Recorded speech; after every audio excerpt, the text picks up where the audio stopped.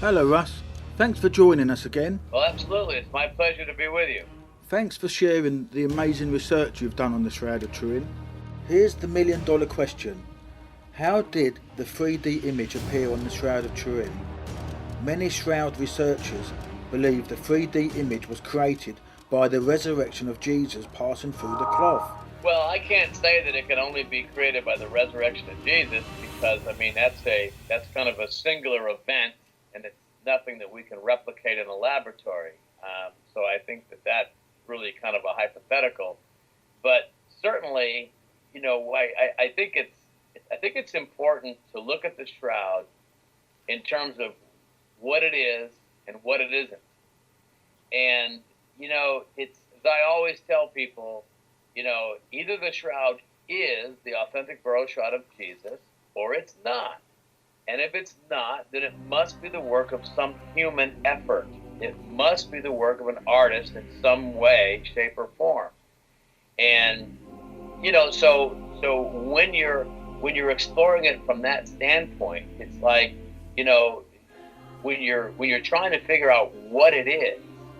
Well, I think the results of the Shroud of Turin research project, the team of several dozen scientists that examined it back in the late 1970s and published their results in the early 80s. It was pretty definitive that the shroud's not the work of an artist. Now, how can they make that claim?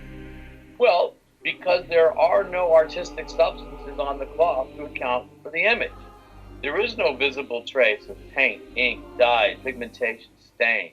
There are no substances on the cloth.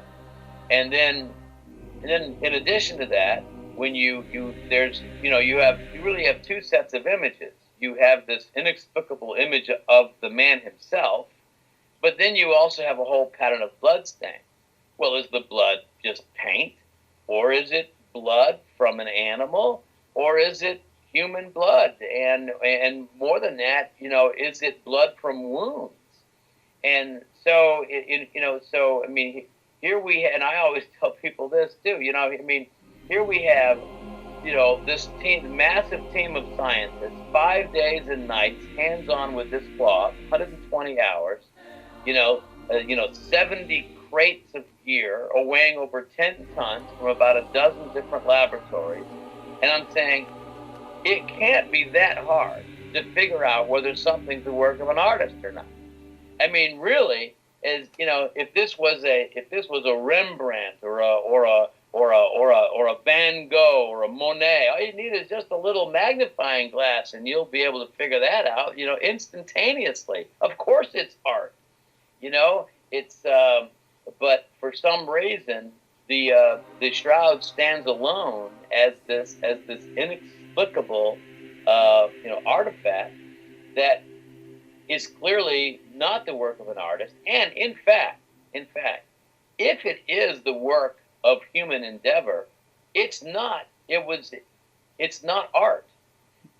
Because art is always evolutionary. Art always builds from a previous master onto the next, and it's and you can always tell the work of an artist by style, technique, substances used.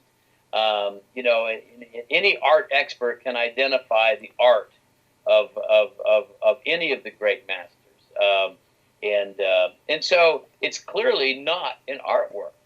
Now, if it's anything at all other than authentic, then it's really just some kind of a massive hoax, and it's like, really, it just kind of belies logic, and from my standpoint, it's that it's as I if we're and a lot of people have postulated they're trying to look for this artist who had the ability to make something like the shroud, and they come up with things like Leonardo da Vinci. Well, unfortunately, he was born 100 years after the shroud first arrived in Lorraine, France, in 1356. So, so obviously it's not the work of Leonardo. And historically, we know that the shroud was stolen by the French in 1204 from Constantinople during the Fourth Crusade. So if you're looking for an alleged artist, you're looking for someone way earlier than just because the alleged carbon date, as you know, is from 1260 to 1390. So they're all looking. So all of those that kind of dismiss the shroud as some artwork of some kind, they're all looking for an artist who lived between 1260 and 1390. And I'm saying, sorry guys, you're looking in the wrong century, because we know that it was in Constantinople in 1204, which is already older than the oldest carbon date, and it wasn't, and it didn't just get there in 1204. It had been there for hundreds of years. So so if you're looking for an artist, you need to rewind several centuries, and that certainly limits the playing field, because the farther back in time you go, the fewer and fewer artists there are that had any kind of skills whatsoever that could come up with something like we see on the shroud. So regarding this 3D image, clearly the shroud appears to contain distance information. In other words, it's the way that what is so incredibly unique, and I may be repeating myself from the last interview we did, but what is so unique about the shroud is that the image resides on only the top 1 to 2 microfibers, not threads, microfibers. And so each individual thread is made up of about 200 microfibers. So that means that this image resides on about 1% of a single thread. So this is astonishingly superficial. And yet the blood stains soak all the way through, but not the image, So if you and so you're looking for an artistic process that accounts for this extreme superficiality, and to wit, there's nothing like it in the world of art. And it's so now what brings about the image is that where the image appears darker or lighter, it's simply because you have a greater or fewer number of those individual microfibers are affected by whatever caused this image. And so where the image is darker, you have a greater concentration of microfibers that seem to be affected with this kind of yellowing, if you will, on the very tops of the top 1 to 2 microfibers. Where it appears lighter, you have fewer of those microfibers affected. So it's very much like a pixelization effect. Yeah. Well, this creates distance information. So in other words, the reason we see this phenomenon is because it appears that those parts of the body that were in direct contact with the cloth appear darker, whereas those parts of the body that would be separated perhaps by a millimeter up to 4 centimeters, and the image is still there except lighter. Distance information appears to be encoded into the shroud. Now this was kind of discovered, if you will, using a VP8 image analyzer, which is just a very simple analog type of a device. And but what it does, it just establishes kind of like a topographical map. It establishes elevation based on lights and darks. So where the image is darkest, it has the highest elevation. Where the image is lighter, it gives a lower elevation on the computer view screen. And so what they determined was that standard reflected light photography doesn't have any distance information, and the vast majority of paintings don't have distance information encoded into them. But for some reason, the shroud does. And what was really some of your viewers, probably one of the best documentaries done on the Shroud was produced by the History Channel in 2010, and it still comes around every year, and it's called The Real Face of Jesus. Now, this was about this. The focus of this documentary was with 3D animator Ray Downing. Now, Ray Downing is a world-class 3D animator using state-of-the-art technology, and he is in this documentary. He's able to show that from a two-dimensional flat surface, he's able to extract, if you will, a three-dimensional image because without distortion, and that's the key.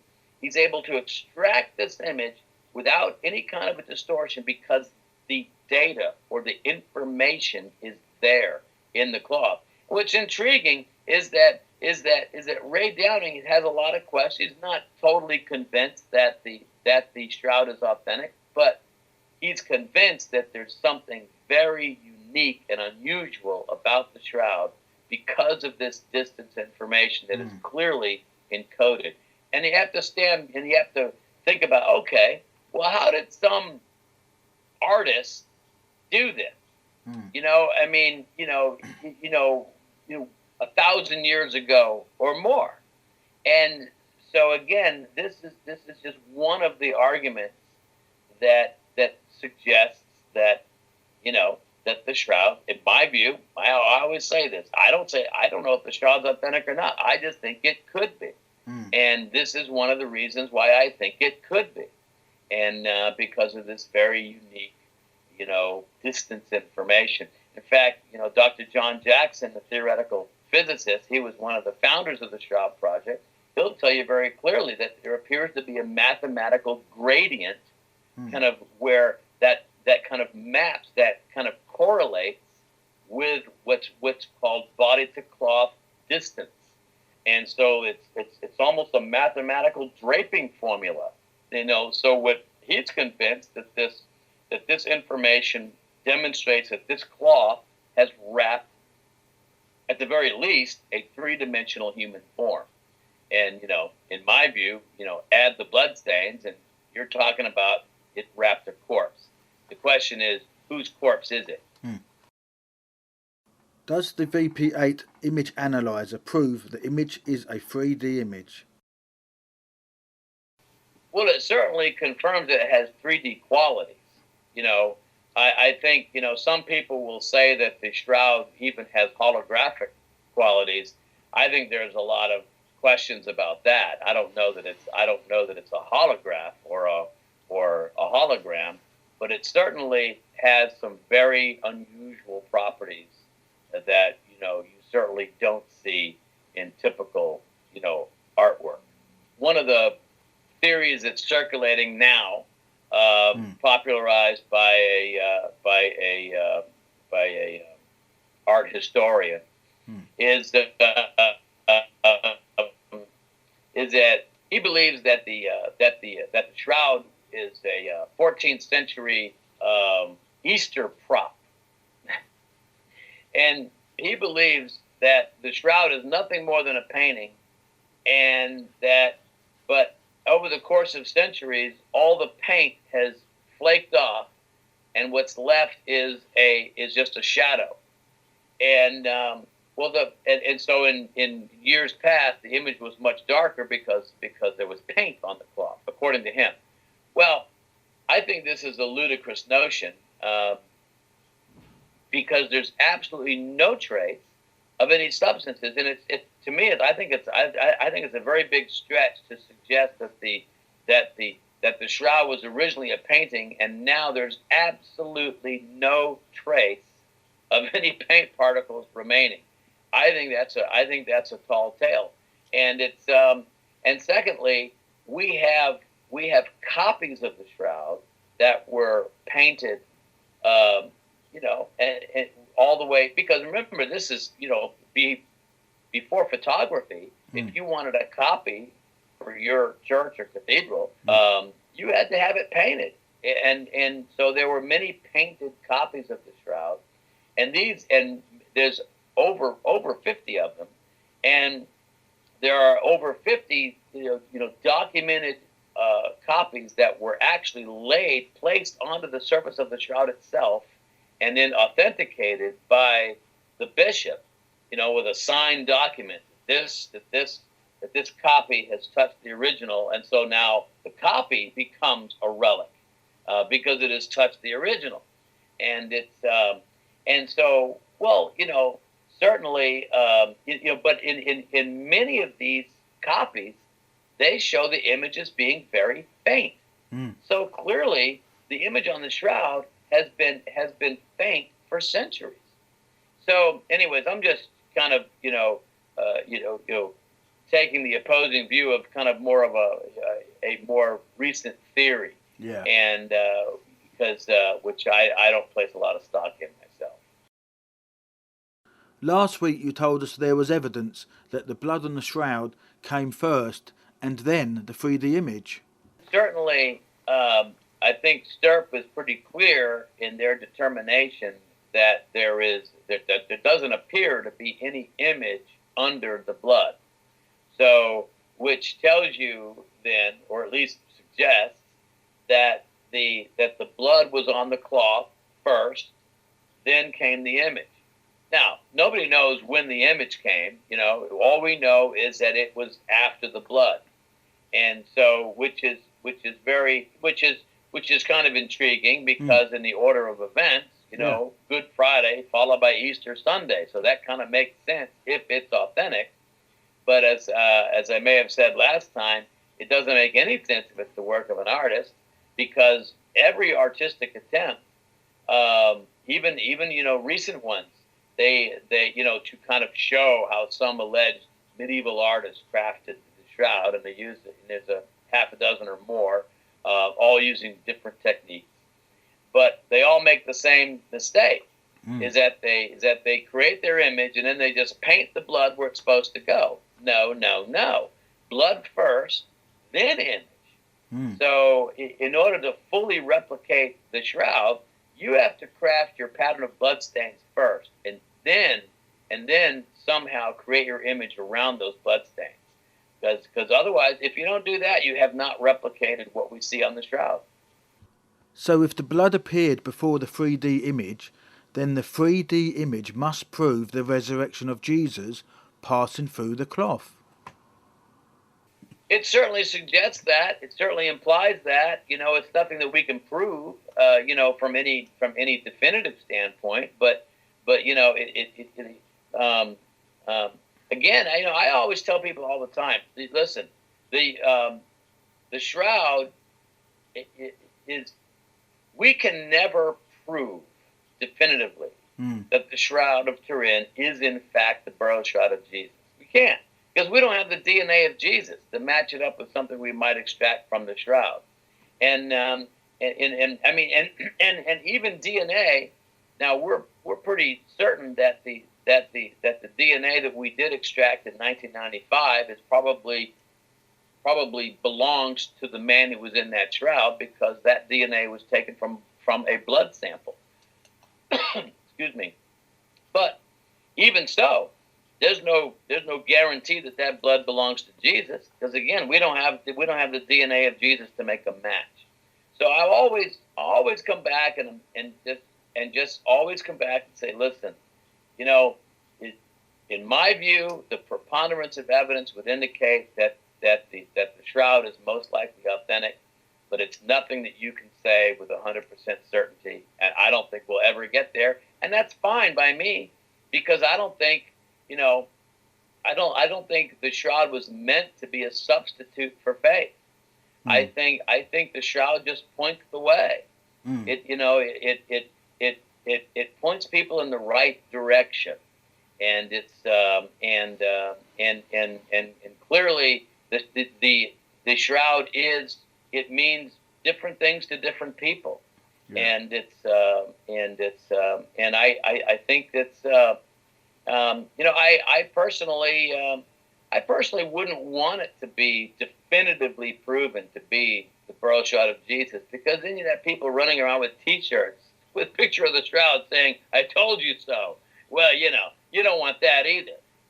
So I think the fact that it remains a mystery after all this investigation just makes it so intriguing and compelling.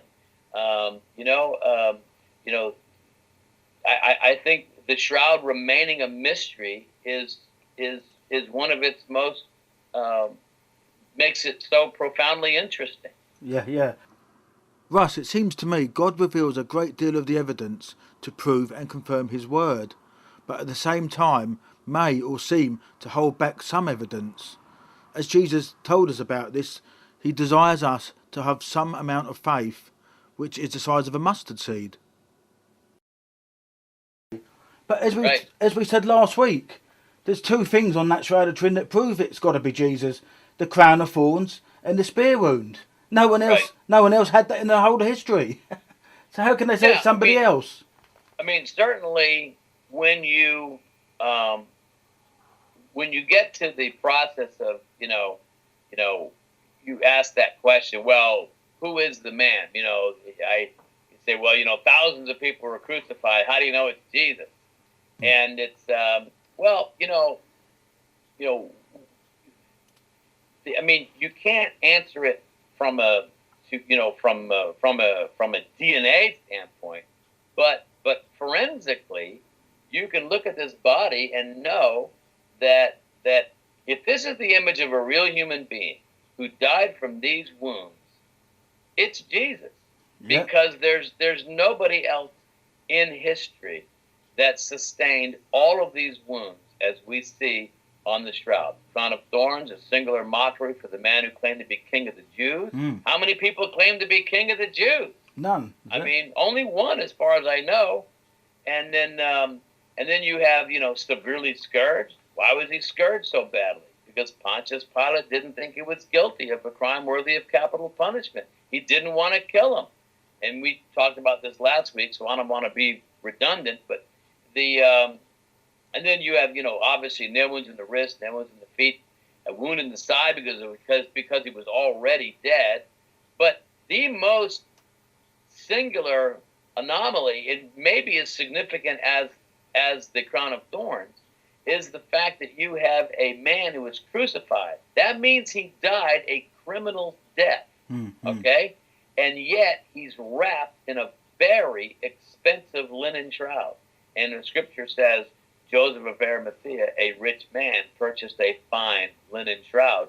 And the fact that you have a man crucified and yet wrapped in a rich man's shroud, that doesn't happen. It just doesn't. Mm-hmm. And so you add all these things up, and there's only one possible identity, and again, and that's assuming that this is the image of a real human being who died from these wounds, which several forensic pathologists have weighed in, and they say it appears to be the case. And then you have the blood chemists come in and say this appears to be blood, human blood, AB blood type, human male DNA, and blood from actual wounds. And what's interesting, when you look at the blood stains on the shroud,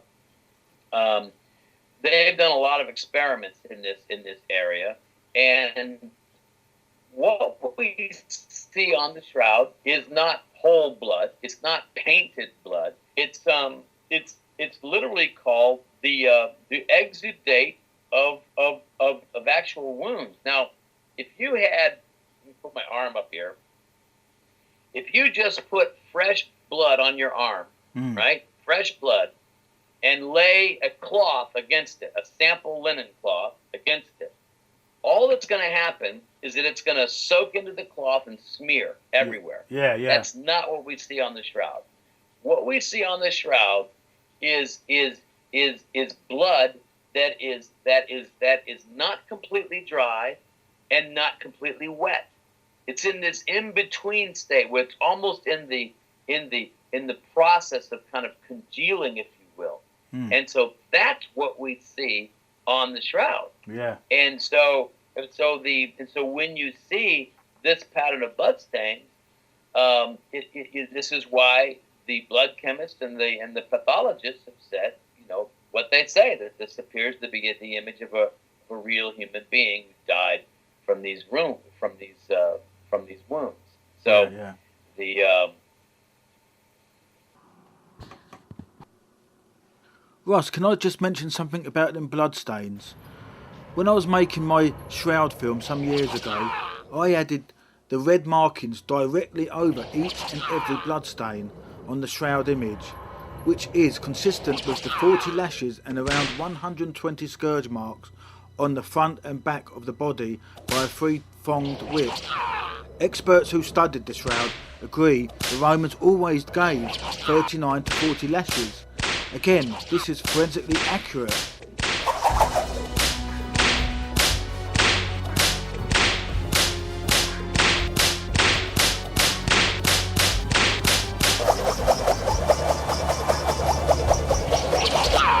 Now, when you look at the back side of the man, the dorsal side of the man, there you see something really amazing. There are a lot of markings across the back. Now, if you look closely, you'll find these extend all the way down past the buttocks to the back of the legs. And even on the front or ventral view, you'll find many of these, because these are dumbbell-shaped markings, scourge wounds from a Roman flagrum. And a Roman flagrum had 3 thongs, leather usually, and at the end of each, a dumbbell-shaped lead or bone weight. And these are the marks that we see on the Shroud of Turin. We see dumbbell-shaped bruises, many of them that drew blood, actually broke the skin, and these cover the man's body, not just the back where they're predominant, but also many came around the front, because as the scourger moved a little closer, his whip would then wrap around the front of the body and leave markings on the front of the body as well. Now, if we look at the face of the man of the Shroud, we see blood stains on the forehead. And if we go further, we see blood stains in the hair.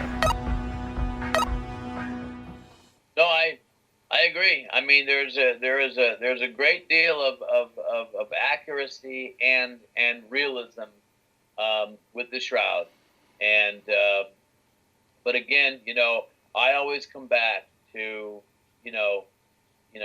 if it's not authentic, then it must be the work of an artist. And as far as I can tell, I just can't see that an artist was able to do this, and again, using a process that is as yet unknown. And, so again, I always say that the preponderance of evidence, in my view, despite carbon dating, and as I said, historically, we already know that the carbon date is wrong. Now, how wrong? I don't know. I kind of told you earlier, the date range they came out with is 1260 to 1390, and yet we know the Shroud was in Constantinople in 1204 and was stolen during the Fourth Crusade. Yeah. And so 1204 is already older than the oldest carbon date of 1260. But beyond that, I think, and I don't know if I'm repeating myself from what we talked about last week, but Giulio Fanti with Padua University, published his work in 2013. It's now out in English.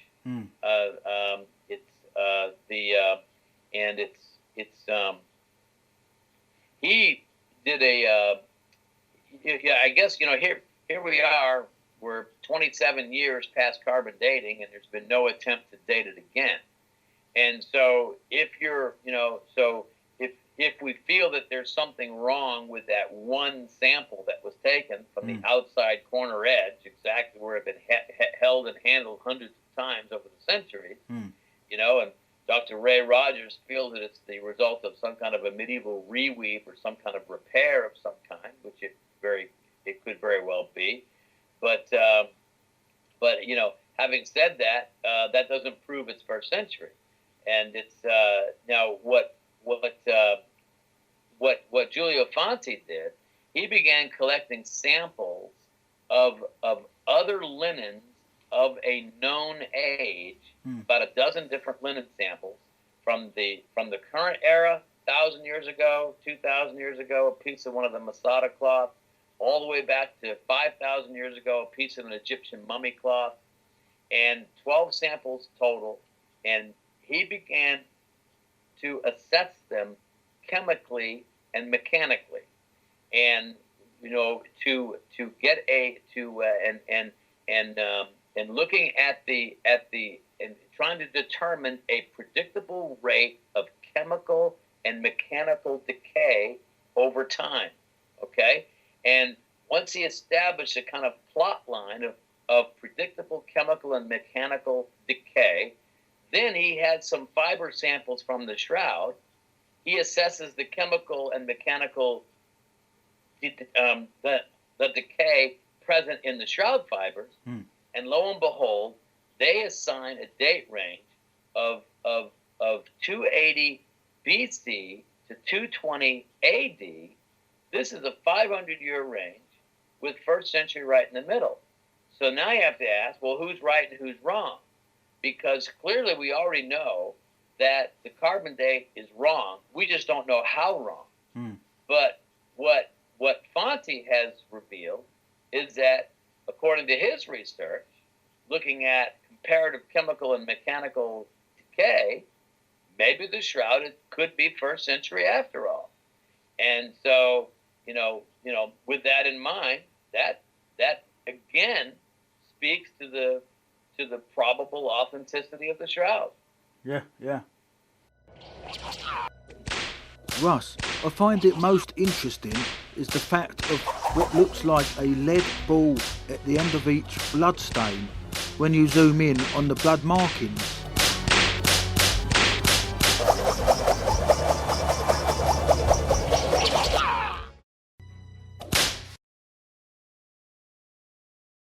There appears to be a halo effect around every blood stain. Yeah.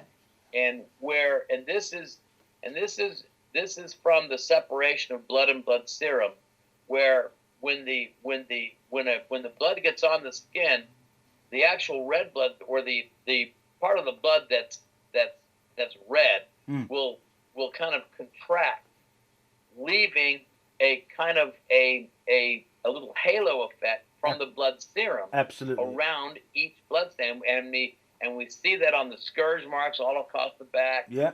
And then we also know that the according to Dr. Alan Adler, one of the blood chemists, that all the blood stains show the evidence of gravity, where this man was upright when these wounds were inflicted.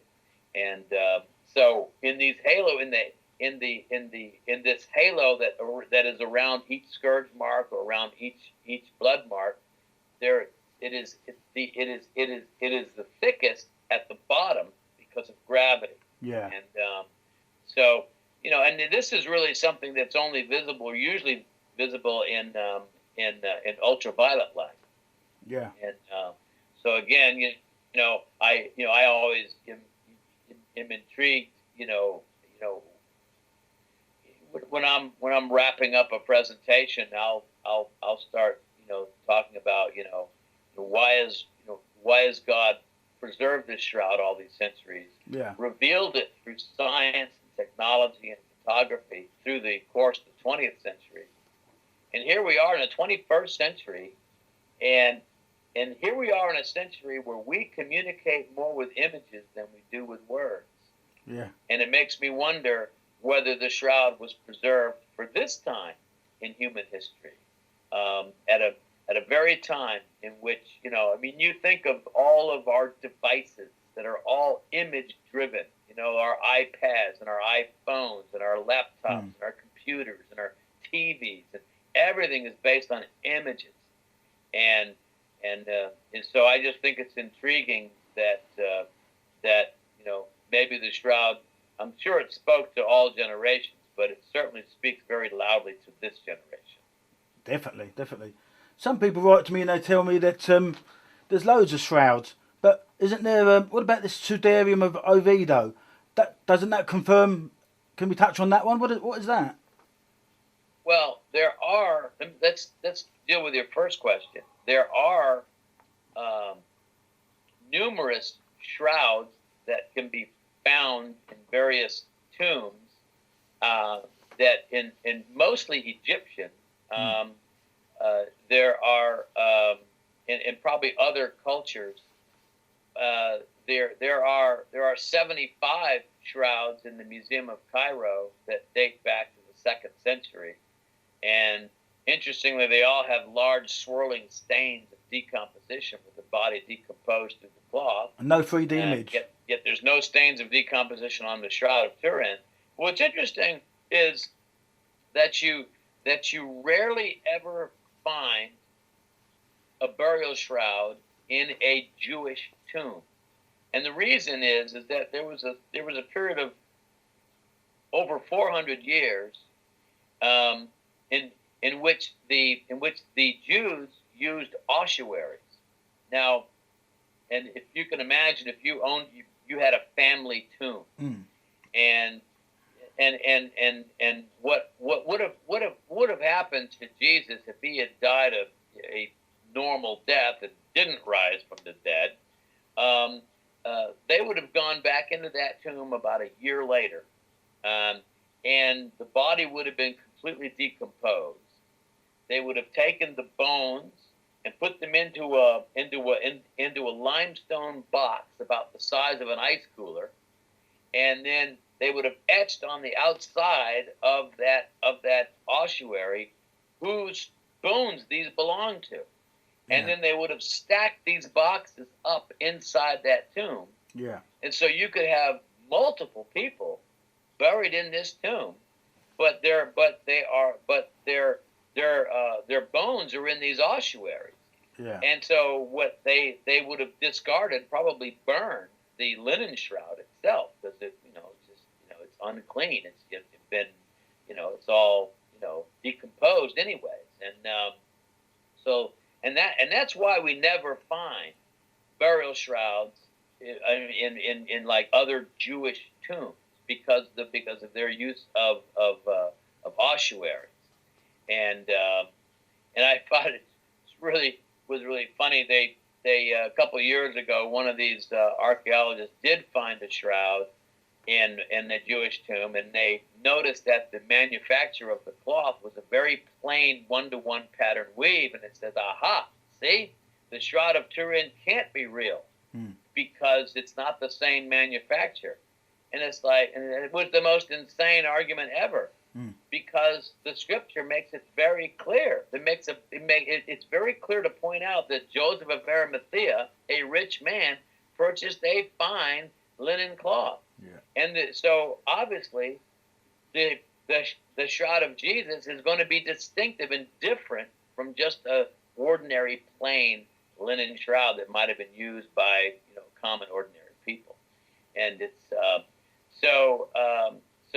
but it's interesting. But now speaking of, now also there are numerous copies of the shroud made, painted copies, but they're all way after the shroud first arrived in France in 1356. Most of the copies of the shroud were painted in the 15 and 1600s, and they're not designed to be hoaxes or forgeries. They're just painted copies that are, in fact, most of them are authenticated by the bishop, as I said earlier, pressed to the shroud itself, so that copy becomes a relic. And and there's not a single copy of the shroud out. There's about 50 of them.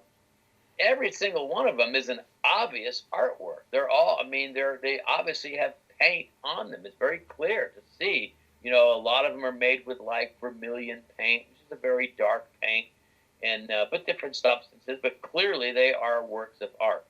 Now, regarding the Sudarium of Oviedo, this is a cloth about the size of a small bath towel, about 20 by 30 inches. I don't know what that means in centimeters, but anyways, we use inches over here in the U.S. Yeah. I think it's 2.54 centimeters to an inch. So if someone wants to do the math, anyways, it's a small bath towel, and this would have been this is believed to be the napkin that was about Jesus' head that is recorded in John's Gospel. And so in most cultures, it would have been a tradition to cover the face of the dead once they had passed away. And so if you can imagine, once Jesus gave up the ghost, if you will, then there's all this stuff, this pleural fluid coming out of his nose and his mouth, and I'm sure blood too. And so one of the women, I would assume, went up to the centurion and said, "May we cover his face?" And so if you can imagine, put a little step in, and he would have said, "Yeah, go ahead and be quick about it." And so he put a little step stool up to the cross, climb up there and cover Jesus' face with this cloth.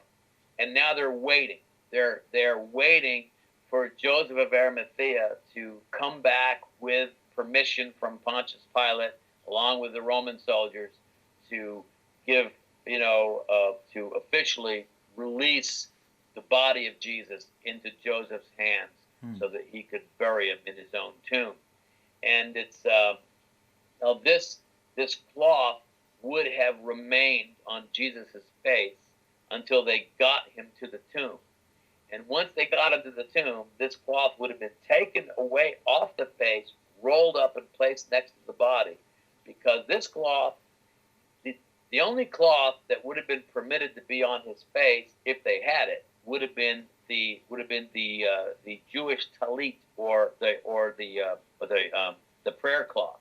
But that was probably gambled away, because they cast lots for his garments, and most historians, most experts believe that Jesus was on the cross naked, and that's clearly what the shroud shows.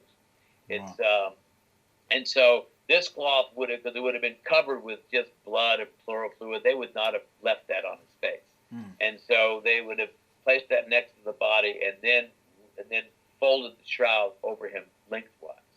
And so then on Sunday morning, Peter and John ran to the tomb and saw the linen cloth lying there, and the napkin that was about his head rolled up in its own place, or rolled up next to the body, depending on your translation. So that's what we think the Sudarium of Oviedo is, and that has that could be closely correlated with the shroud through matching pollen. Matching blood type, AB blood type. There's the actual blood patterns correlate with what we see on the shroud. And this can be dated historically reliably back to the early 7th century. Right. And so clearly, if we can link if we can in a definitive way link the shroud to the Sudarium, then that's certainly, that's just another argument against carbon dating, because obviously, that's about 7 centuries older than the alleged carbon date. So, have you ever read the research by the language translator Mark Guskin? As you know, he's the expert on the Sudarium of Jesus, the face cloth, as he talked about the Latin and ancient Greek letters seen on the Shroud of Turin, reading the name Nazarene and Tiberius, who was a Roman emperor when Jesus was crucified, including the words saying "to death." Is that the work of Guskin, or is that Barbara Pralle with the Vatican Archives? Both, because he may be basing it on Barbara Pralle's work. That's it. That's right. And yeah. And she believes that there's some lettering on the shroud that appears to be some kind of a death notice. You got it. You got it. What do you know of that? Some kind of a death certificate. That's it. And that maybe, theory, and this is personally, I think that that's real speculative. I mean, it would be really fascinating if they could definitively prove it.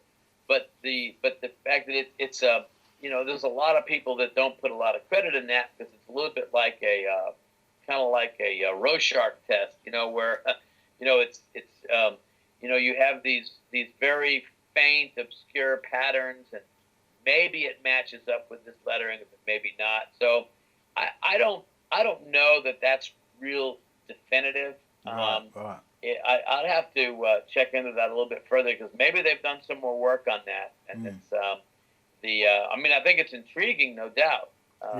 But from a standpoint of evidence or proof, I think it's I think that would be, at this point, would be kind of considered anecdotal. It's interesting, but it's really not a definitive piece of data in my. Russ, I watched Mark Guskin in the Ancient X-Files, The Blood of Christ, Sudarium of Oviedo on the National Geographic Channel. I wrote to him and he told me the film was accurate, except the holes in the Sudarium were not caused by the crown of thorns, which I thought was amazingly interesting.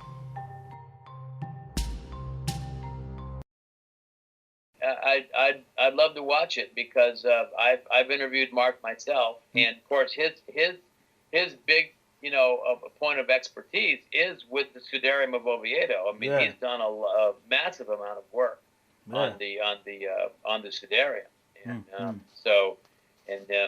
not aware that he had done this other work, or had again, I'm only aware of it through the work of Barbara Frawley. Yeah.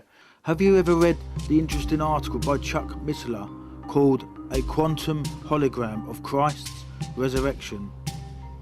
He explains in his article the entire resurrection process is akin to the Big Bang creation of the universe, when something was created from nothing.